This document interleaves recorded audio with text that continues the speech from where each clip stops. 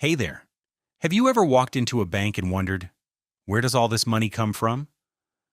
Maybe you've seen those movies where they show giant printing presses churning out piles of cash, and you thought, if banks can just print money whenever they want, why don't they print unlimited amounts and make everyone in the country rich? It seems like such a simple solution, right? Just print more money, give it to people, and suddenly poverty disappears. Well, this idea might sound great at first, but it's not how banks work at all. In this video, we'll understand why banks don't just print unlimited money and why that wouldn't make a country rich anyway. First, let's think about what money really is. Imagine you live on a small island with your friends. On this island, there are only 10 coconut trees, and each coconut is delicious and useful. You and your friends agree to use seashells as money. One seashell buys one coconut. Everyone is happy. Now one day, you decide to collect a huge pile of seashells from the beach.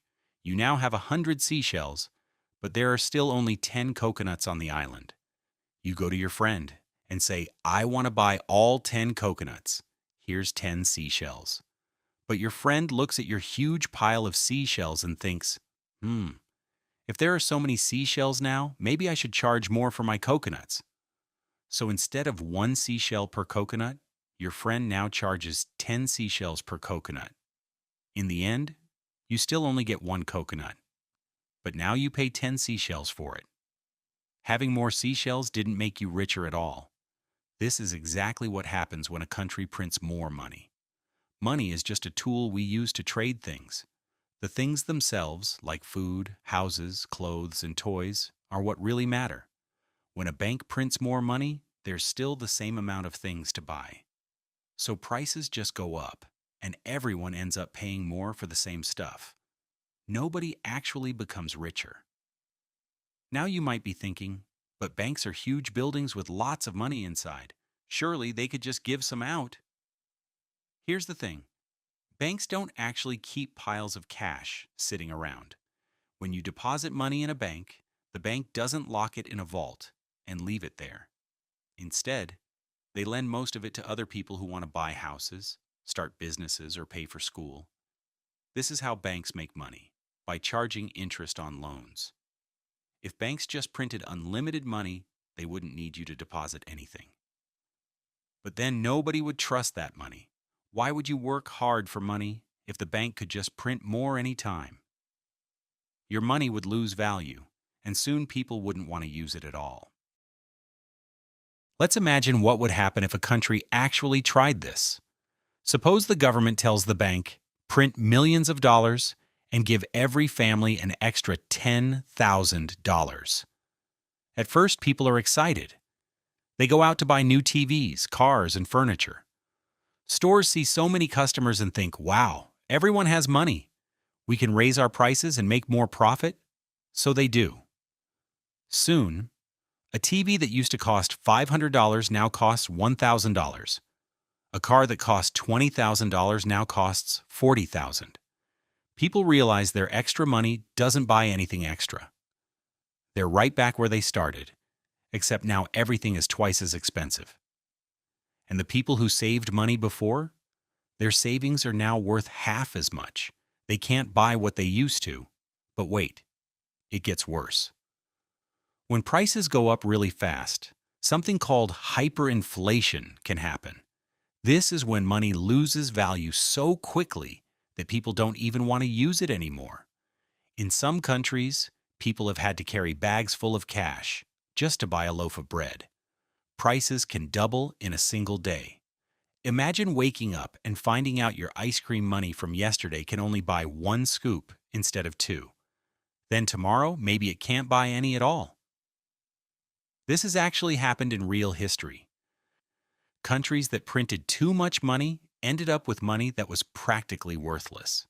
People went back to trading things directly, swapping a chicken for some vegetables, because paper money had no value. So if printing money is so bad, why do banks print any money at all? Good question. Banks do need to print some money, but only as much as the economy needs. When a country grows and produces more things, more food, more houses, more toys, then it makes sense to have a little more money so people can buy all those new things.